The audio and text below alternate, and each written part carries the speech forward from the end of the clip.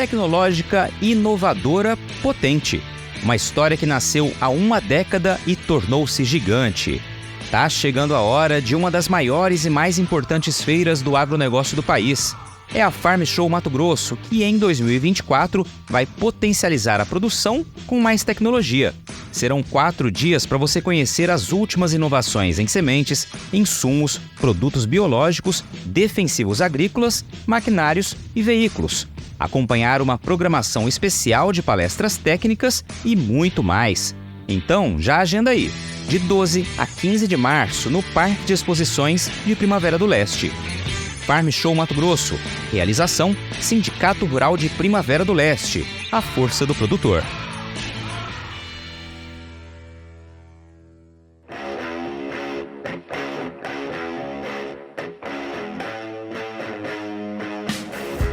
Porteira aberta, seja bem-vinda, bem-vindo ao podcast do Patrone, espaço para falar do agro com quem entende. Foi ainda na infância que o nosso convidado de hoje entendeu que o capricho no campo gerava resultados. Durante a retirada manual do algodão cultivado no sítio do avô, a limpeza da pluma colhida por ele era sempre elogiada e recompensada. Uma experiência que se manteve viva na memória do agrônomo, que dedicou boa parte da carreira à assistência técnica e extensão rural. Entre os focos de orientação aos produtores, o acesso ao crédito, área em que tornou-se referência nas regiões onde atua e atuou. Faz 3 décadas que o Naildo Lopes mudou-se para Mato Grosso. Ao conhecer as características e o potencial agrícola do estado, o paranaense ficou encantado e não pensou 2 vezes antes de escolher o novo destino. Mudou-se com a família para Nova Mutum e participou ativamente do desenvolvimento da produção de grãos numa região que plantava 80 mil hectares na época e hoje cultiva quase 600 mil. No bate-papo, relembra histórias e analisa o momento desafiador enfrentado pelos agricultores diante da baixa rentabilidade decorrente de uma safra com produtividade e preços muito aquém do esperado. Naildo da Silva Lopes, Naildo, mestre Naildo, meu amigo, que satisfação recebê-lo aqui no podcast do Patrone. Obrigado por ter aceitado o convite. Fazia um tempão já que eu queria falar contigo. Sei que tua correria é grande, a gente até conversava isso aqui nos bastidores, né? De quanto tempo faz que nós não nos vemos pessoalmente, mas a tecnologia tá aí pra gente encurtar distâncias e botar a prosa em dia. Obrigado mais uma vez por estar aqui. Como é que você tá? Valeu, Patrone. Você sabe que eu te sigo quase todo dia, né? Na verdade, a distância física ocorre mesmo, mas nós temos acompanhado você aí, o Pedro, desde a nossa amizade fortalecida depois daquela viagem para os Estados Unidos, né? Que ainda rende muitos memes, né? Que a gente, de vez em quando, eu dou risada sozinho, até quando você esqueceu a sua agenda e me olhou e te lembro que voltado, o tanto de você.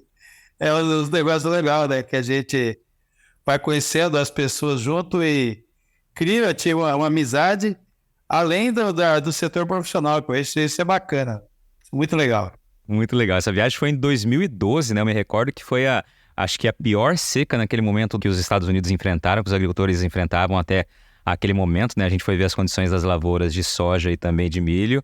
E além de buscar a informação atualizada naquele momento, fazer as análises ali, né, com a tua colaboração, a gente deu muita risada, né? A gente se divertiu bastante, Nossa. Né? Realmente, essa do caderninho também foi boa, né? As anotações todas ali, a gente parou para almoçar e ficou no lugar, de repente, para gravar. Choveu, molhou tudo, mas ainda sobraram algumas letras, ainda deu para ler alguma coisa ainda. Ô, Naildo, mas vamos lá. Aqui no podcast a gente começa ouvindo um pouco da história de quem tá aqui com a gente, né? Desde as origens aí. Conta um pouquinho da tua origem, cara. Você é natural lá do interior do Paraná. Me fala um pouquinho da tua história. Minha mãe e meu pai vieram do Pernambuco, num período de seca, para o Paraná, para trabalho, né? Para se fazer na vida. Minha mãe era bem jovem, mas já era professora. E meu pai veio atrás dela depois com meu tio para casar com ela. Eles se casaram e a minha irmã nasceu em 1957. Eu nasci em 1959. Meus avós, de pai e mãe, sempre da área rural. E meu avô depois também veio para o Paraná e tinha umas lavouras. E desde pequeno, a minha mãe era professora e sempre nos fins de semana e quando podia, ela ia ajudar meu avô no sítio, né? E eu ia junto. E mesmo pequeno, eu catava um algodão e o meu algodão não tinha sujeira, né? Aí meu avô pegava e me dava, e não era nem pau, porque a família que colhia, né? Mas para eles já me dava os trocados. O meu algodão era mais de todo mundo, né? Então, tipo assim, mas eu sempre tive um amor pela agricultura e eu sou capricorniano, né? Meu negócio é terra, né?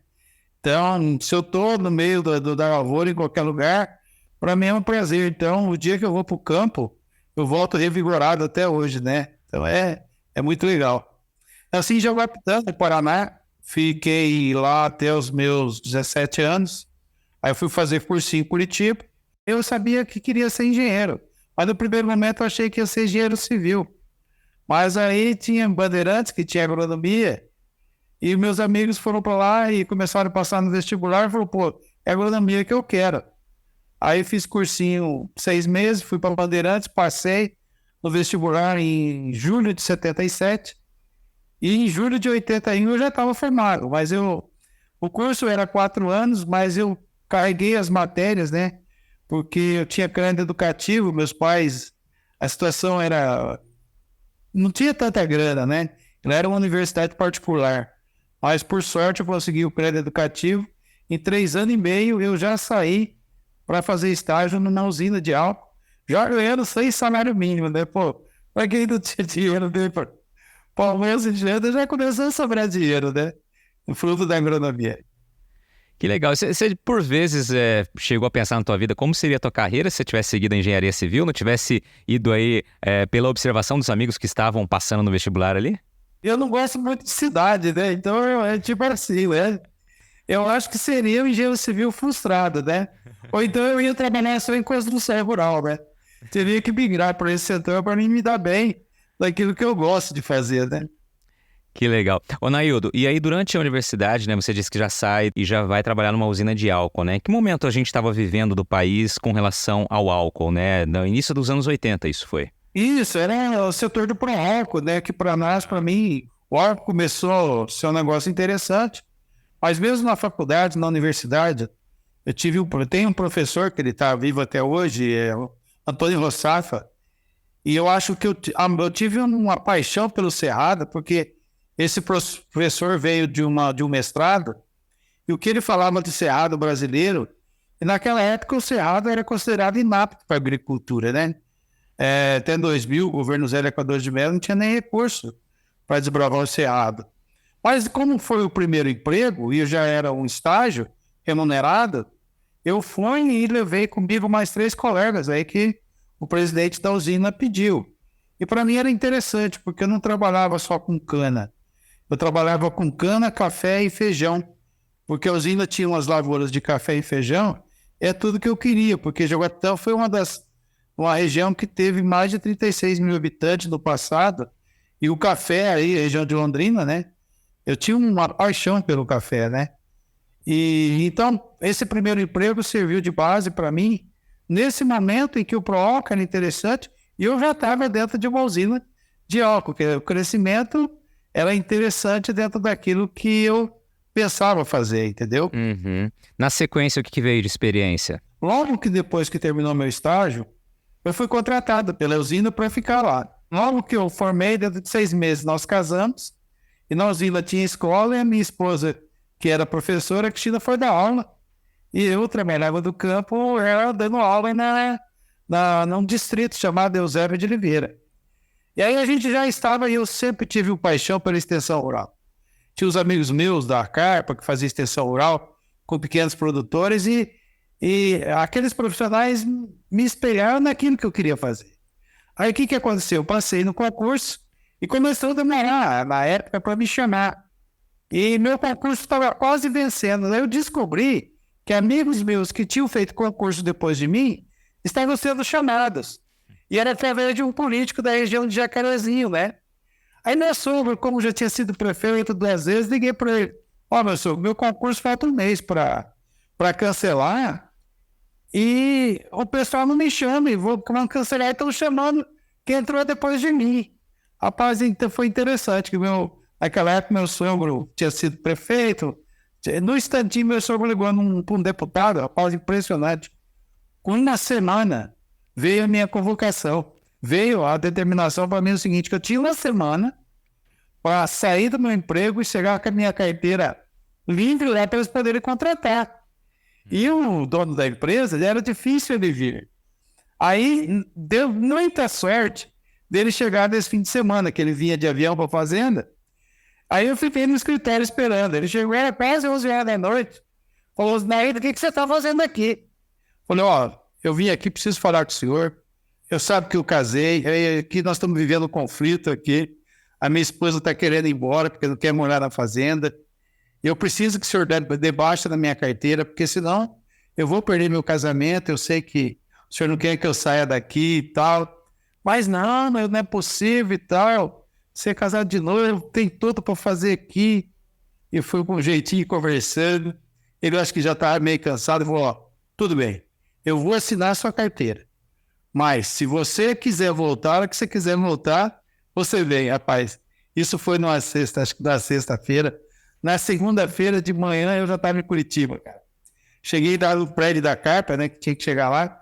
Aí o porteiro veio, pô, você veio cedo. Eu falei, não, tem uma entrevista aqui e preciso conversar com o pessoal. Aí falei, veio minha carteira dado baixa, né, que o contador já tinha feito tudo. E cheguei, me apresentei, aí escolhe o município. Poxa, eu escolhi o município de Rondônia, que ficava perto de Jaguapitã, né? Dava uma hora e pouco de viagem. Aí me contrataram, fiz um treinamento que se faz na Emater durante quase 50 dias, que era o pré-serviço, confinado em Curitiba, só vendo o que tinha que fazer. Aí depois eu fui para Autônia fazer o estágio em café mesmo. Estágio em café, fiquei 3 meses em Autônia. E minha mudança daí na casa do meu pai, ali a metade em Jaguapitã, meu pai já estava morando em Arapongas, eu deixei uma mudança e a Cristina ficou me esperando, né? Então nós ficamos longe um do outro aí quase 5 meses, logo depois que a gente casou, né? 6 meses depois de casado, mas foi interessante. E o pior não é isso, que quando eu terminei o estágio e fui para aquela regional de Moarama para me apresentar, o chefe regional, cearense, gente boa demais, me chama para conversar e diz o seguinte, a cidade que você escolheu, você vai ter que ir para Alto Piquiri, região de algodão, porque o menino que estava lá quer ficar na tua vaga. Rapaz, aí eu, puxa vida, falei, só porque talvez o esquema político me fez, os caras já estão querendo fazer de mim gato de sapato. Mas interessante que no caminho que eu estava, eu recebi uma ligação de um amigo de Londrina que descobriu que eu tinha saído e queria me contratar para trabalhar na defesa em Londrina e fazer toda aquela região do Paraná e morar em Londrina, né? O salário legal, tudo pago e tudo, mas eu ia trabalhar vendendo agrotóxicos, né, cara? E não era aquilo que eu almejava e queria. Falei para o chefe regional, falou assim, nós vamos fazer o seguinte, eu fui contratado, tinha 2 municípios, vários municípios para escolher, eu escolhi, me garantiram que era esse, eu já vi casa, já sei onde vou morar, e agora o senhor vem me dizer que eu não vou para lá, vamos fazer o seguinte, apaga tudo isso aí, estou fora da Emater, eu dei uma tacada, estou fora da Emater, eu vou fazer outra coisa, que para mim já começou errado. Aí eu dei para ele, o senhor sabe que estava acontecendo isso, me chamaram que o meu concurso está vencendo, mas eu não quero entrar aqui baseado que eu entrei aqui para o político, eu entrei para o meu merecimento, porque eu fiz um concurso. Eu fiz um concurso e passei e está me sendo sacaneado. E vou ser sacaneado de novo. Aí ele falou assim, espera um pouquinho aqui. Aí esperei mais ou menos quase 1 hora. Aí entrou aquele cearensezinho, bateu nas minhas costas e falou assim, você é um cara da idégua mesmo, né? Você vai para o lugar que você escolheu. Não, muito mal. Foi peitudo já desde cedo. Se você não coloca a sua posição, tá ferrado, velho. Porque se eu fosse para acabar pequenininho, os caras iam fazer de mim gato de sapato, né? Mudamos para Rondon, onde tinha um projeto da bacia do Ribeirão do Acre. Era uma grande erosão urbana que tinha. E talvez para mim foi a maior escola que eu tive na minha vida, né? Eu trabalhei, pode dizer, de tudo que você pensar, era região de café, mas tinha de tudo. Tinha milho, feijão, arroz, sericicultura, pecuária. Aí teve um movimento do Paraná voltado a microbacias de conservação do solo. onde você adequava a estrada e tal. E aí eu começava a fazer aqueles dias de campo, já tinha nematóide de café, eu fazia aqueles trabalhos com matéria orgânica, fazia aqueles dias de campo legal. E aí o pessoal do Banco do Brasil, naquela época, tinha 706, que não era obrigado a assistência técnica para conduzir os projetos. E eu tenho uma história interessante na minha vida, que o gerente me chamou lá, que eu era novo na cidade, e falou assim, eu vou escolher 2 pequenos produtores aqui, se você viabilizar os financiamentos dele, a partir do pagamento, vocês aqui dessa agência não terá mais nem um projeto sem assistência técnica. E era um desafio, né? Um financiou uma carroça e um burro, e o outro financiou uma mini máquina, uma máquina pequena para plantio. E aí eu falei, puxa, naquele momento eu não podia pegar, quando eu tinha só a esposa com um filho pequeno, e o cara era um cara normal, eu conheci ele, o outro também, só trabalhava ele e a esposa, eu falei, o que eu vou fazer em 3, eles plantaram 3 hectares. Aí nesse primeiro, o que eu fiz? Na época, a mamona estava bombando. E a mamona é algo que você colhe, não precisa colher de uma vez, né? Aí nós fizemos 1,5 hectares de mamona e 1,5 hectares de algodão. E o cara deu tanta sorte, cara, que o que aconteceu? Na primeira parcela que saiu do financiamento dele, ele tomou todas. Eu cheguei num bar de frente do Banco do Brasil, o cara estava bêbado já, cara. Aí eu falei para ele, eu preciso falar com o senhor. O pessoal do banco veio aqui, falou para mim que não vai liberar mais o seu dinheiro, porque o senhor está usando o dinheiro para beber, mas eu vou fazer o seguinte, de manhã eu vou na tua propriedade. E o outro fez um projeto, na época, para algodão também, e arroz, que era a área de primeiro ano. Fiz 1,5 hectares e 1,5 hectares. Beleza. Patrão, no outro dia eu cheguei 8 horas da manhã na casa do cara. Quando eu cheguei na casa do cara, sabe aquelas casinhas pequenas, fogão a lenha, e a mulher com uma criancinha, sentou os 3 assim, né? A criancinha estava assim, tomando café. Eu falei, olha, vocês me desculpem, eu vim aqui, sou bem mais jovem que vocês são casados de novo, mas o banco abriu um crédito para vocês, eu tenho uma responsabilidade muito grande. E se vocês não conseguirem colher e pagar esse financiamento, nunca mais vocês vão ter financiamento de novo. Aí a mulher começou a chorar, cara, e o cara também, velho. Rapaz, que situação. Não, senhor Naildo, nós vamos produzir, vamos pagar o financiamento. E por incrível que pareça, rapaz, foi o ano que o algodão bombou. O algodão deu um preço danado. Com 30% da lavoura, pagou todos os custeios e pagou o financiamento da carroça e do burro. E outra mesma coisa, viabilizou. Patrão, isso em 1983 para 84. A partir daí, não saía mais nenhum custeio do Banco do Brasil de Rondon sem assistência técnica.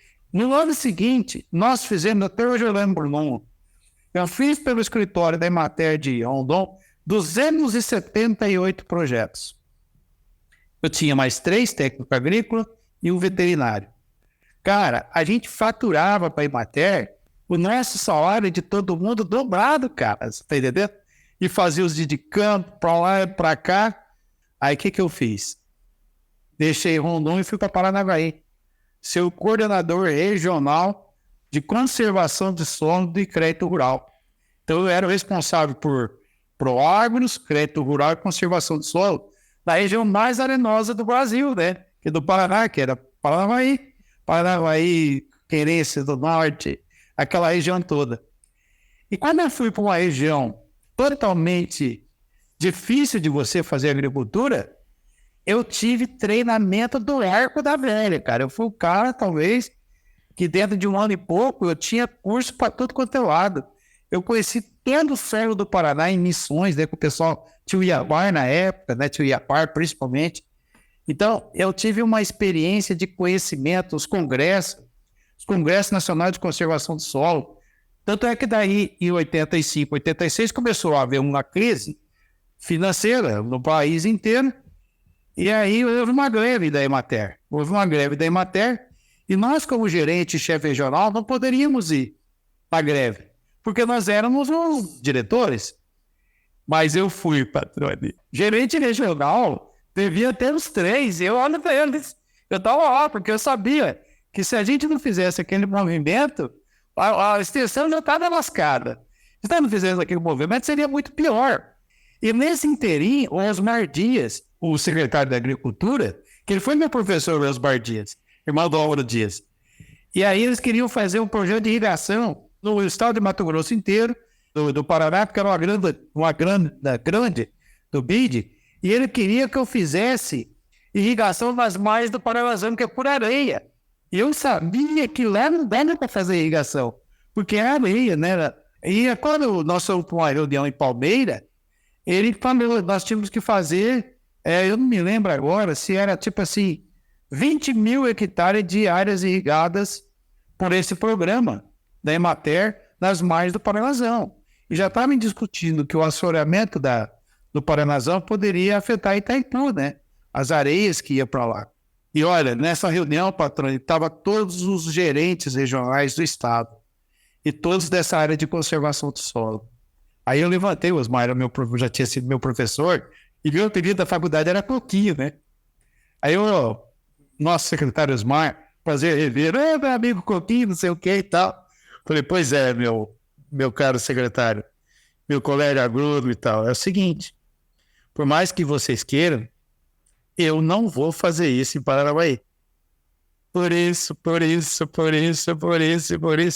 eu posso desenvolver os projetos na região de Santa Isabel do Ivaí, que tem um pouco de área roxa, em São Carlos do Ivaí, em Rondon, mas as margens do Paranazão, eu não assino nenhum projeto, porque eu sei que daí um dia eu vou ser penalizado e quem sabe até caçado do meu CREA por ter fazido alguma coisa fora da norma. Cara, deu aquele silêncio na plateia, que quando acabou a reunião, ele chegou em mim e falou assim, ô Coquinho, pelo amor de Deus, nós podíamos ter falado separado. Você me quebrou com a proposta que eu estava fazendo e eu tenho que aceitar o que você me falou. Aí, sabe de uma coisa, patrão, naquele dia, acabou a reunião, eu já tinha ido para a greve, né? Aí eu cheguei e falei para a Cristina o seguinte, Cristina, eu acho que eu vou pedir demissão, mas Nailton, você vai pedir demissão? Você ganha aqui em salário mínimo, as crianças pequenas, tudo pequeno, né? O que eu não vou fazer? Falei, não, peraí, deixa eu vou ligar para Rondon, pro gerente, que era muito amigo meu, e vou ver, se ele me credenciar, peço demissão. E não, vou voltar para Rondon. Aí tinha um amigo meu de Cianorte que tinha uma empresa parada lá. Liguei para ele e falei assim, ó, eu te arrendo, você me paga 15%, eu te arrendo a empresa. Aí liguei pro gerente, ele falou, Daildo, você vem aqui e depois você já vai montando o processo de fazer a sua. Eu já te credencio e você pode começar a trabalhar amanhã. Fiz a minha carta de demissão e levei pro chefe regional. Pelo amor de Deus, você está cotado para ser chefe regional lá na região de União da Vitória, teu nome está entre os 3 primeiros para ser chefe regional e você agora com toda a sua experiência, você vai nos deixar? Falei, ó, eu não tenho como ficar aqui porque, primeiro, eu não gosto de ficar em escritório. Eu estou ficando só em escritório. Eu gosto de campo. Então eu vou voltar a fazer. Mas você vai começar do nada? Eu falei, não. Se precisar de um alimento, alguma coisa, eu dou um jeito. Mas que eu estou saindo, eu estou saindo. Entreguei a carta de demissão. Aí tive que esperar uns 15 dias e migrei para Rondon. Rapaz, foi uma época de seca. E eu já cheguei fazendo laudos de Proagro, porque quem faz o projeto não faz as perícias. E foi um ano que já tinha dado problema no trigo. E naquela época era 2% do saldo devedor. Era uma grana legal. Você imagina aí, hoje R$1 milhão, a 2% era 24 de cara, né? Aí eu entrei, cara. Já comecei, eu voltei, todo mundo me conhecia. Aquele ano eu sabia que ia ser difícil, mas eu entrei e você sabe o que o gerente do Banco do Brasil fez, cara? Me chamou numa sala, lá no banco, e falou assim, ó, sabe o que eu vou fazer nessa agência? Você vai ser fiscal do Banco do Brasil. E cada operação que você fiscalizar, você vai receber 0,5% líquido na sua conta em função da fiscalização. E nesse inteirinho, o presidente da Beta era de Londrina, um amigo meu, Edson Mazei Ponte. Aí eu fui em Londrina, falei com ele, Edson, eu preciso da minha empresa, assim, assado. Ele falou assim, manda papelada que tá difícil, mas eu vou dar um jeito de credenciar você. Tipo assim, com 6 meses, eu já estava com a minha empresa, que chamava on plano no primeiro momento, e eu já, além de já estar exercendo, aí eu já tinha a fiscalização do Banco do Brasil. Fui crescendo, aí eu não tinha casa, depois já consegui comprar uma casa, daí tinha um Fusquinha, consegui comprar um Gol, e a coisa foi fluindo. Aí de 86, 87, 88, 89, esse pessoal que era do Banco do Brasil foi transferido para Barbosa Ferraz. Falei, eu preciso que você venha para cá com a sua empresa. Aí eu já tinha uma filial em Cidade Gaúcha, uma em Rondon, aí eu fui abrir uma filial em Barbosa Ferraz. Porque lá tinha só Terra Roxa, né, cara? Perto de Engenheiro Beltrão, uma das ilhas mais ricas do Brasil. Cara, eu falei, Cristina, vamos migrar para lá? Bora, e a Cristina topava. E comecei a trabalhar na Barbosa Ferraz. Desafiadora. Esta é a palavra que melhor define a atual safra, marcada pelos efeitos das condições climáticas adversas no campo. Você, produtor, sabe que para superar grandes desafios é fundamental contar com uma empresa que ofereça sementes de alta qualidade, além de soluções inteligentes e completas que vão transformar os seus resultados na próxima safra. No novo portfólio da Agrosol Sementes, você encontra variedades selecionadas, mais vigor, mais germinação, tecnologia e qualidade. Você pode agendar uma visita presencial ou fazer um tour virtual no site, onde você pode explorar cada detalhe das instalações, conhecer mais sobre os processos e entender por que a Agrosol Sementes é a escolha ideal para elevar sua produtividade na próxima safra. Aproveite e fale agora mesmo com o time especializado para saber mais sobre os destaques do portfólio, condições de campo e outras vantagens exclusivas que a Agrosol preparou para você. Afinal, transformar os seus resultados faz parte das nossas raízes. agrosolsementes.com.br. Bom, Naildo, depois desse tempo no Paraná, como é que é a sua ida para Mato Grosso do Sul? Começo, você sabe que é tudo difícil, mas fui ajeitando, aí eu comecei a atender um pessoal em Nova Andradina, cara. Eu saía de Barbosa Ferraz, vinha para Nova Andradina. Quando foi em 90, eu arrendei umas terras em Nova Andradina, arrendei uma empresa que eu precisava fazer a minha lá, aí chamava Soagro Engenharia. Aí eu migrei para Nova Andradina em 1990, troquei umas áreas, aí comecei a plantar feijão, milho, soja. Eu cheguei em 90, em 94, eu já fazia 75% do crédito rural orientado de Bataiporã e Nova Andradina. Foi 4 anos assim de um crescimento violento. Ô, Naildo, e daí tua vinda de Mato Grosso do Sul para Mato Grosso? Como é que acontece? Como é que se dá esse momento e em que época foi? O meu compadre queria vir ver terra no Mato Grosso. E o pai dele tinha sido prefeito de Itamaracá, eles eram os caras que tinham muita posse. E falaram para mim, nós queremos que você vá junto para escolher e ver onde que a gente vai aportar lá. Eu falei, não, eu vou se a gente for pescar. Se a gente for pescar, eu vou com vocês. Eu tinha uma caminhonete, né, com capota, juntamos, viemos em 4 pessoas. Aí eu saí de lá, passei Campo Novo, passei Sapezal. Sapezal não tinha quase nada. Isso é que ano? 94? 1994. Eu vim em maio conhecer, em maio. Por Cargas d'Água, passei em Nova Mutum. E aqui em Nova Mutum tinha um pessoal que era amigo meu de infância, que era os Badan, né? Que moraram aqui.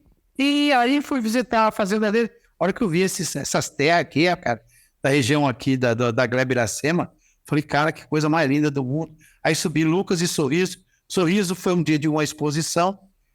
E aí eu falei para os amigos meus, eu falei, ó, quer saber de uma coisa?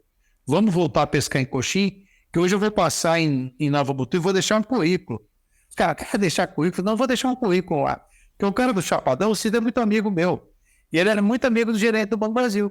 Aí voltei, chegamos 8h30 no Chapadão, ele falou assim, ó, gerente mora naquela rua assim, vai lá e tal. Peguei, batendo palma lá no gerente do Banco Brasil, ele nos atendeu, fez um café para nós, ficamos uns 20 minutos conversando, falei, ó, vou deixar o currículo aqui para o senhor, se o senhor achar que me credencia aqui na sua agência, eu venho para cá.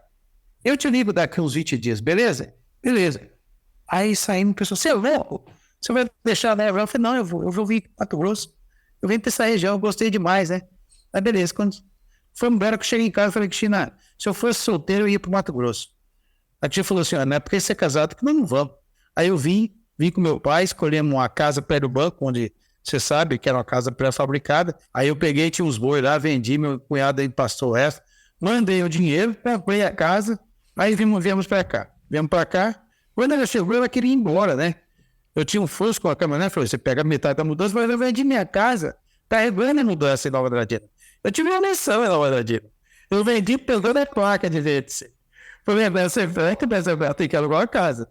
Aí no outro dia, quando foi 5 da manhã, cadê a mulher e as crianças? Era um calor do cacete, em julho. Aí ela chegou e falou assim, é só 6 meses? Falei, é só saber, então 6 meses. Não vai fazer 30 anos, né? Cheguei no Mutum, rapaz, entre Mutum e Trivela tinha 4.500 habitantes, né? Só tinham... E você, para sair do Posto Gil, chegar em Nova Mutum, era quase 4 horas de viagem. Acabou com a minha mudança no caminho, entendeu? Mas, quer dizer, foi assim... É coisa de Deus, tá, patrão? Tipo assim, eu tô aqui nesse lugar hoje do Mato Grosso, é a mão de Deus, você superando barreiras, tendo determinação, fé, e eu adorava o Cerrado brasileiro, eu falei, eu tenho que ir pro Cerrado, né? E foi onde eu acabei caindo aqui na Mutum e fazendo... Aqui plantava 80 mil hectares em toda a região, hoje planta quase 600 mil hectares. Eu estou hoje atendo mais de 148 produtores em limite de crédito e tal. E por aqui, mais ou menos, já fiz mais de 600 mil hectares de área atendida ao longo desses anos aí. E eu acho que foi, assim, algo fantástico dentro da minha profissão. Eu sou um entusiasta da agronomia, né? E, graças a Deus, formei minhas 2 filhas. A Lígia é agrônoma, hoje é perita de juiz, do IPT. A Renata está fazendo doutorado em Portugal, na área de sustentabilidade, montaram uma empresa nessa área de sequestro de carbono, né? A Cris fez a faculdade dela em Cuiabá. E, graças a Deus, a gente está hoje bem tranquilo mesmo, graças a Deus. Eu só peço saúde a Deus o dia que ele tiver que levar a gente. Mas eu vou dar perto do Alamoura, você pode ter certeza disso. Ô, Naildo, me diz uma coisa. Você falou que plantou lá em Mato Grosso do Sul, depois você não plantou mais, aí em Mutum você nunca plantou? Como é que ficou essa situação? Logo que eu cheguei em Mutum, até a área barata, eu tinha um cashzinho e comprei uma área aqui na Gleba Iracema, né? E aí, você vê, eu me lembro hoje, eu comprei a área por 45 sacos por hectare. Com 2 anos eu vendi por 90 sacos por hectare, era eu e meu cunhado, passei a parte dele. E aí eu comprei em Trivelato, 28 hectares, onde é a margem hoje, bem no centro. Eu fui praticamente o primeiro agrônomo quase que deu assistência em Trivelato. Como era longe, ninguém queria ir, entendeu? Eu fiz em um ano, só pra você ter ideia, eu faturei só R$250 aqui no Mato Grosso. Eu tava comendo minhas casas mesmo, né? Eu falei, dá para ficar uns 3 anos. E aí teve aquela crise de 95, 96, e aí eu virei o primeiro presidente da Associação de Agrônomos aqui de Nova Mutum. E o prefeito da época, Menori, me levava para falar nas reuniões dos produtores. Só que eu sempre foquei em planejamento, custo de produção. E aí, depois daquele momento, o banco abriu a securitização e abriu só 37 mil por CPF. Aí adoeceu o município inteiro, né, cara? E Trivelato, tomei uma paixão por aquele lugar. Que era um lugar esquecido, totalmente esquecido. O cara plantava um cultivar 9 em Mutum, levava 3 anos para plantar em Trivelato. Aí eu comprei depois essa área em Trivelato e comecei a montar os experimentos lá para trazer os produtores para ver como é que fazia a coisa diferente. Eu fiz um plantio de milho em 1996 aqui no Badã. Mas os papagaios comeu tudo, me lascou meu experimento. Mas plantei feijão no Cirilo Fest para mostrar que aqui era possível feijão. Isso em 1996, né? Então, o Trivelato, para mim, além de tudo, foi uma grande conquista. Chegou a ter dia de campo de ter mais de 600 pessoas no meu dia de campo, cara. E nesse interim pediram para me montar uma empresa de venda de insumo. Mas não podia, porque era vinculado ao banco. Mas aí entrou a Cristina de sócia com um amigo meu. E aí, durante 5 anos, eu dominei ali Trivelato, no mercado, né? Eu cheguei a vender 12 mil sacas de soja numa semana de semente. Só para você ter uma ideia.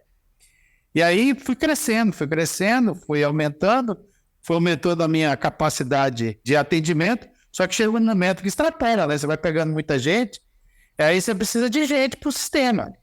E nunca você sabe, o cara quer que você esteja lá. Mas de qualquer forma, eu vou dizer, foi um crescimento, eu plantava, Eu em 1998, eu cheguei a colher 70 sacas de soja por hectare de uma cultivar Caiabi.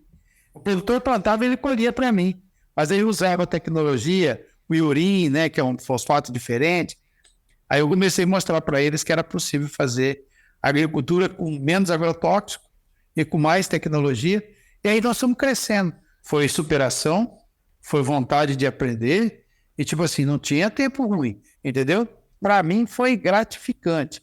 Foi um aprendizado violento e eu tomei gosto pela coisa. Ô, Naildo, só para fechar esse ponto, então você ainda planta em Mutum, em Trevelato ou não? E a revenda ainda tem ou não? Não, a revenda eu me desfiz dela em 2011, 2012, trouxe alguns parceiros para trabalhar, e aí você sabe, em 2014 eu comprei aquelas áreas no Nordeste, comprei as áreas de fruticultura, e logo que eu comprei deu aquele problema de seca e tal, mas aí eu fui plantando minhas áreas até agora, 2020, eu saí da de 28, comprei 60, de 60 eu comprei 140.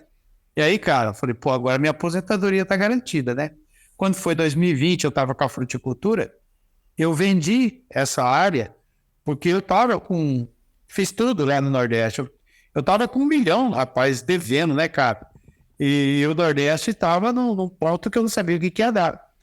Mas, graças a Deus, no dia que eu recebi 1 milhão de entrada, vim no banco, eu paguei tudo, cara. Eu paguei 968 mil de dívida numa segunda-feira. Cara, você não imagina que eu também ouvi com a dona Cristina. Falei, agora nós não devemos mais nada. O Nordeste foi melhorando, foi melhorando, foi melhorando. Aí quando foi um ano retrasado, eu vendi tudo no Ceará. Aí as meninas estão morando na praia, montaram essas empresas, né? Ficamos 8 anos. 8 anos no Ceará. Só que daí eu recuperei tudo, né? Com juro e correção monetária. Aí eu doei para elas em vida. Ó, esse dinheiro do Ceará é de vocês. Agora, uma pausa rápida no bate-papo para falar do nosso novo parceiro, que escolheu o podcast do Patrone para dar um recado especial para quem vive o agronegócio. Afinal, quem é do agro precisa conhecer o Ginkgo Cidade Jardim. Com lotes a partir de 1.500 metros quadrados, o condomínio de alto padrão tem equipamentos exclusivos, centro equestre, capela ecumênica, mais de 18 quilômetros de circuito de caminhada e ciclovia e, olha, gente, mais de 10 lagos e mais de 3 milhões de metros quadrados de área verde. É isso mesmo, são mais de 10 lagos espalhados por todo o empreendimento e mais de 3 milhões de metros quadrados de área verde. Ginkgo Cidade Jardim. Viva a maior das experiências no maior ginkgo da história. Acesse ginkgourbanismo.com.br e saiba mais. Ginkgo. Vamos aproveitar e falar em trabalho então, né, para a gente seguir adiante aqui. Você falou que atende 180 produtores hoje, é isso, se eu não estou enganado? Nós fazemos em torno de 148 limite de crédito hoje para produtores, para Sicoob, Banco do Brasil, Santander, Cressol, Sicredi. Então, todos os bancos hoje precisam do limite de crédito. Então, parte desses produtores eu faço limite de crédito, faço cadastro do INDRE. Só que eu tenho um negócio diferenciado hoje no Banco do Brasil. Porque eu sou credenciado no Banco do Brasil há 30 e poucos anos, cara. Mais de 34 anos eu sou fidelizado ao Banco do Brasil. Eu tenho uma plataforma hoje da Soar para o Banco do Brasil que o produtor não precisa nem vir no banco. Eu faço tanto de projeto pela plataforma, eu faço consórcio, eu faço seguro.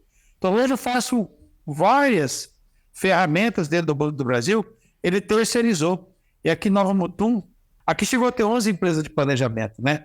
Mas que é credenciado dessa forma no Banco do Brasil, só 3 empresas mais ou menos, eu sou uma delas. Então, o nosso negócio aqui é interessante, né? Porque todo mundo precisa fazer limite de crédito.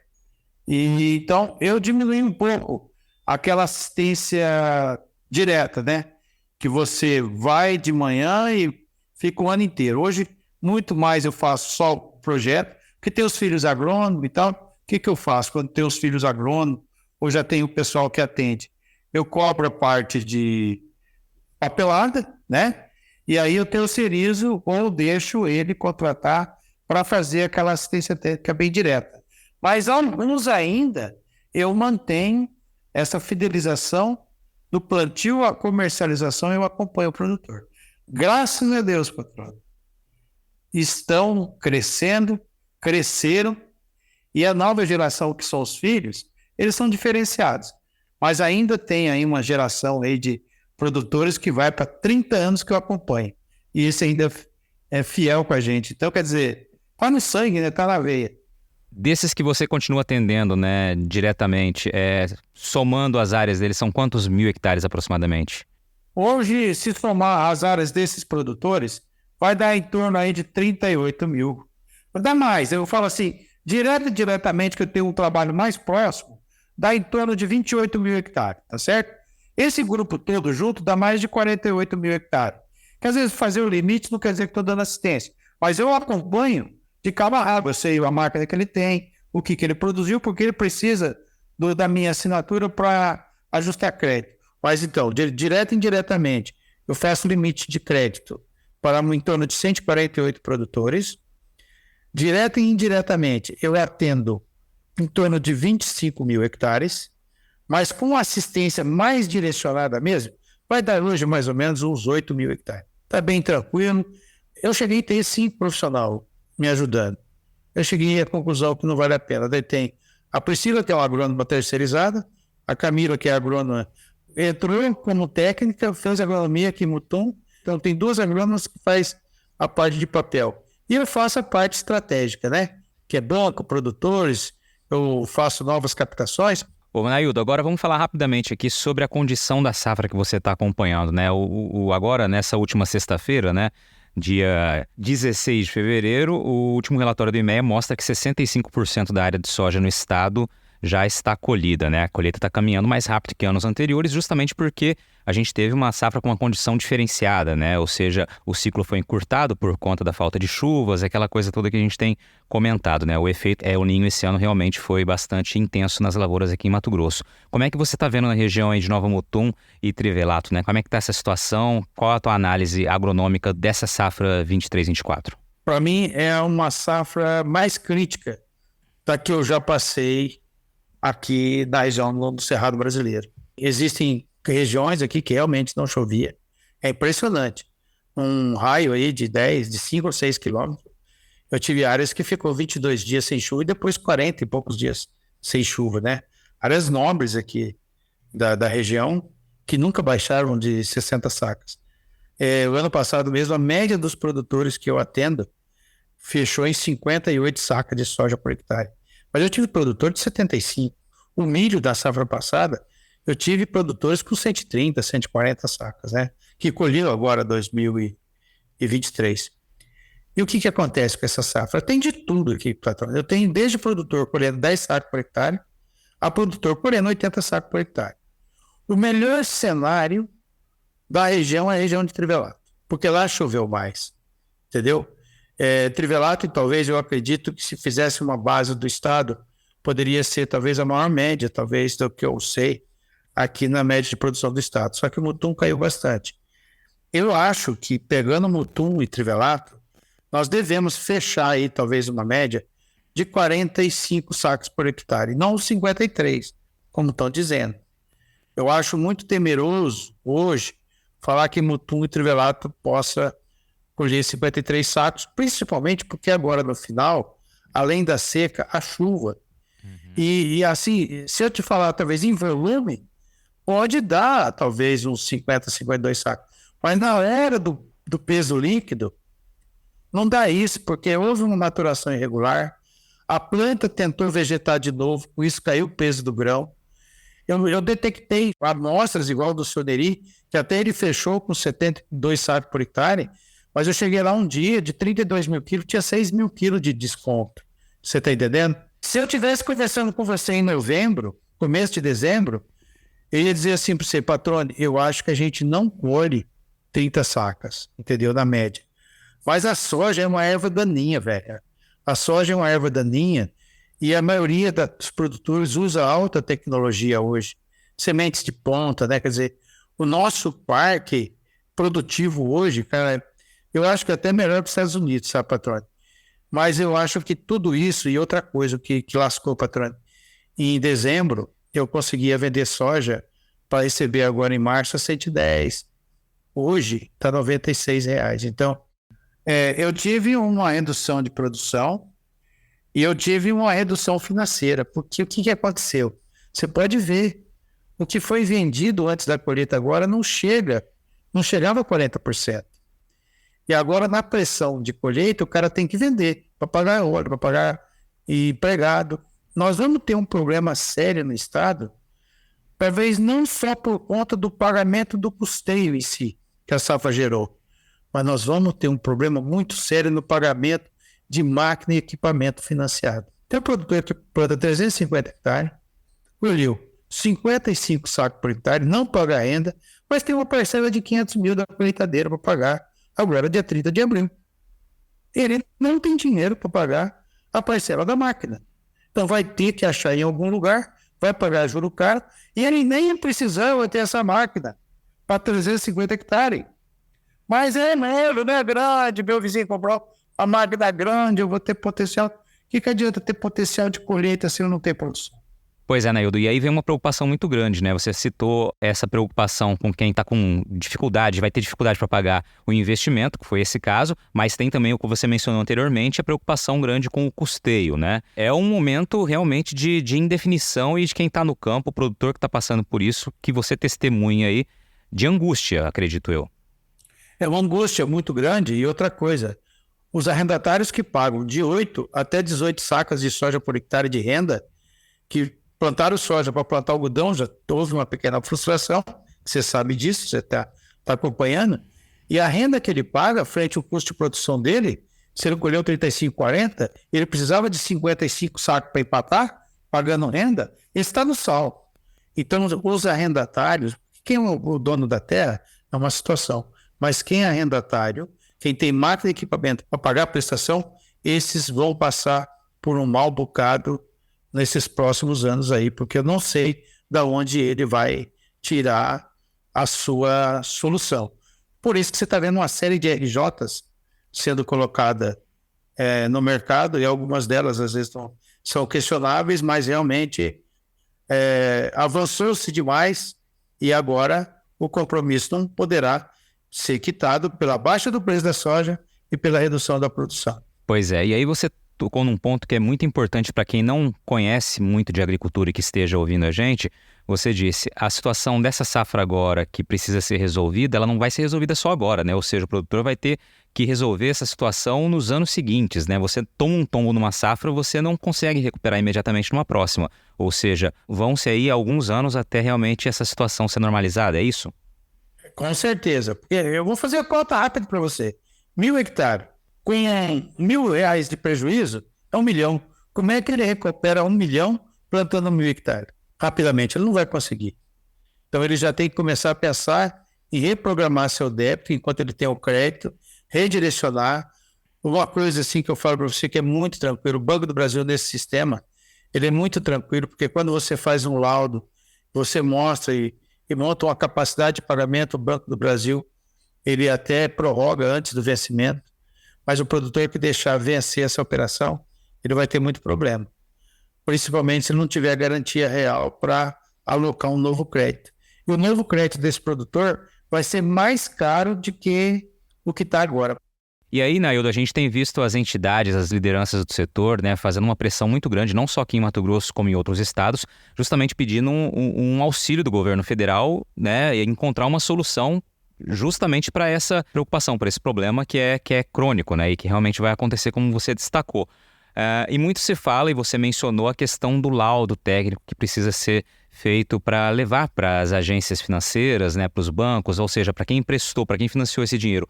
Qual é a orientação para o produtor? Como deve ser feito esse laudo? Porque eu sei que é um documento que tem vários critérios que precisam ser obedecidos para que realmente ele tenha a validade que se espera. Primeira coisa que o produtor deveria ter feito lá quando veio a seca, tirado fotos e encaminhado alguns laudos para os agentes financeiros e mesmo pelos credores, para as trades e tal, não sei o que vai acontecer. Eu vou falar de agente financeiro que financiou muito pouco, mas ele tinha, porque isso aí é penhor de safra, né? Quando você tem um penhor de safra e não colhe um fator climático, como é que vai ser? Como é que ele vai pagar por uma coisa que ele não colheu, né? A garantia real era o penhor de safra. Mas então, esses laudos era preciso que fossem feitos lá atrás, que tivesse chamado as empresas das trades e tal, para ir lá verificar, tirar foto e tal. E mesmo agora na colheita, ele também pode fazer isso. Porque ele tem que ter uma justificativa plausível de que ele não vai pagar a conta porque ele não colheu, ok? Embora a maioria dessas áreas não tem seguro, os seguros que tem para nós aqui é um tanto complicado. Se eu devo para você, eu não vou poder pagar você, eu tenho que justificar para ti por que eu não posso pagar, entendeu? Agora, se eu não fiz nada disso antes, como é que eu vou deixar correr para depois chegar, ó, eu não vou te pagar porque eu paguei a renda, porque eu paguei a máquina, paguei o meu equipamento, mas o insumo é o que vai me vender. Será que vai vender? Porque se eles usarem CPF, o produtor não vai ter crédito, entendeu? E se você pegar hoje o que os produtores já compraram para a próxima safra, eu acredito que é muito aquém do que tinha o ano passado comprado. Aí o pessoal fica falando, não vende soja, não vende soja, não vende soja. É claro que esse momento, até abril, maio, não tem tendência nenhuma de subir soja. Pode ser que a partir de maio, que grande pressão, possa ser que haja um melhoramento. Mas nós estamos vivendo de mundo. E trade está no mundo inteiro. Se ela puder comprar por um, não te paga 2. Entendeu? Então eu falo assim, nós estamos numa bolha de qualquer movimento agora de lá, não vende soja. Eu não sei se lá na frente não vai estar 80, né? O que o produtor tem que ver agora é o seguinte, qual que é meu custo de produção, o que eu consigo fazer para manter de pé, porque se com R$96 eu consigo zerar, rapaz, vende a R$96 e começa a vida nova. Como eu te falei, peguei o dinheiro e fui lá, paguei minhas contas. Ganhei sossegado.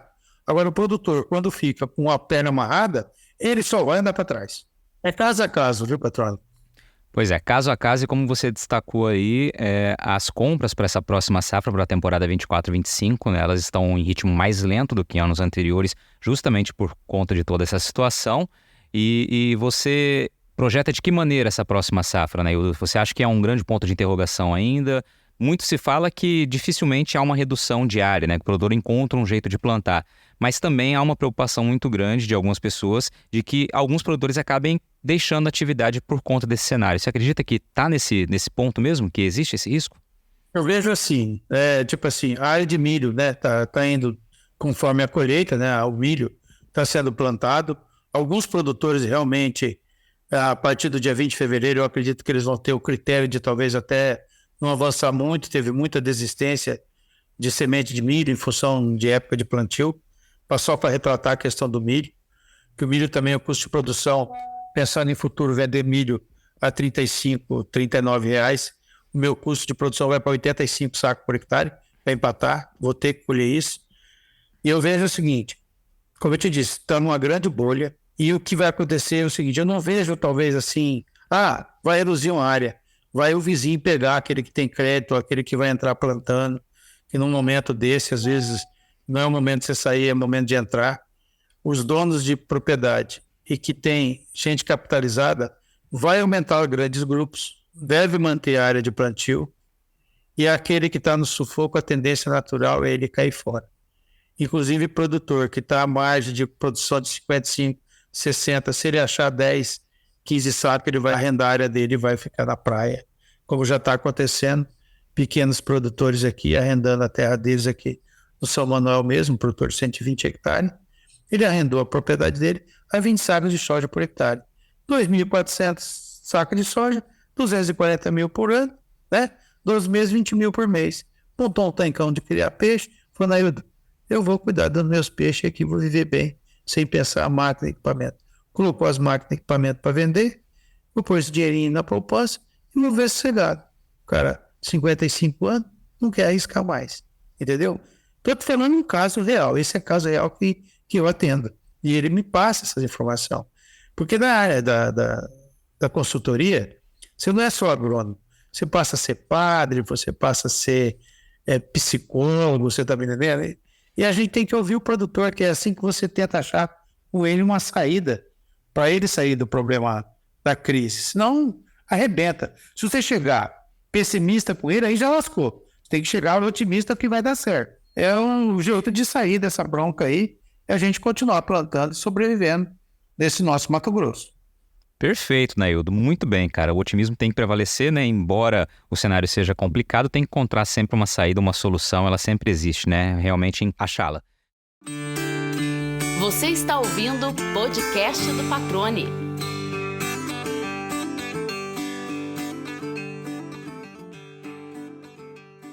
Agora, Naildo, a gente chega na reta final aqui, sempre na reta final, eu quero ouvir do meu convidado, da minha convidada, quem está participando conosco, qual é a pergunta que você ainda não teve a oportunidade de responder na tua vida, né? Que pergunta você queria que alguém fizesse para você que ainda não foi feita, né? É o momento para você realmente dizer aquela mensagem que você tem vontade, que está aí presa ainda.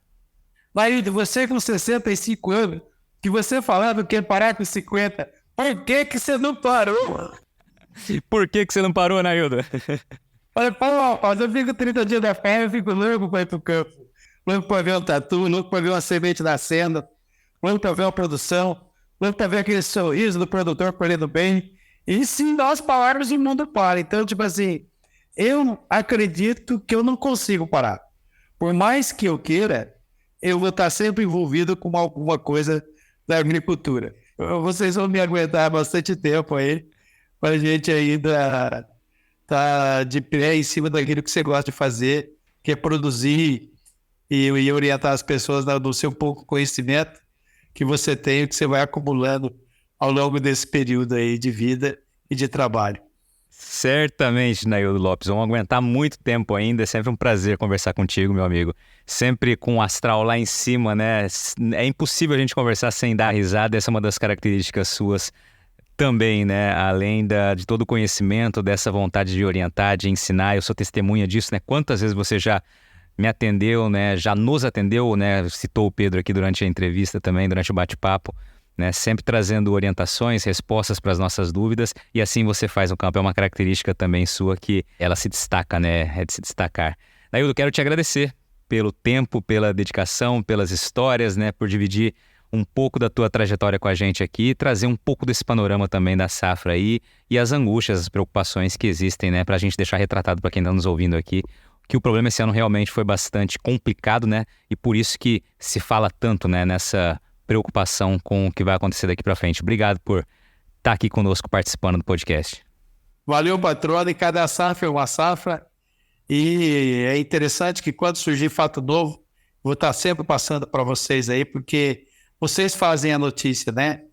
Mas eu acho que o que eu queria deixar, talvez, nesse final da nossa conversa é o seguinte: é o otimismo, aprender a fazer fazendo, e nada é por acaso. Tudo tem uma construção a partir do momento que você tem boas ideias, você tem boa intenção para continuar fazendo desse mundo diferente. E aí, gostou do bate-papo? Então dá aquela força e compartilha essa entrevista com os seus contatos. E olha, aproveita para mandar aquele feedback dizendo o que você está achando do podcast do Patrone. Pode criticar, elogiar, sugerir temas e pessoas para dividir boas histórias aqui nos próximos episódios. É só enviar uma mensagem lá no Instagram para @LuizPatrone que a gente troca uma ideia, viu? Então, gente, sucesso da porteira para dentro, força e fé da porteira para fora e vamos que vamos! Você ouviu o podcast do Patrone, agroinformação com quem entende.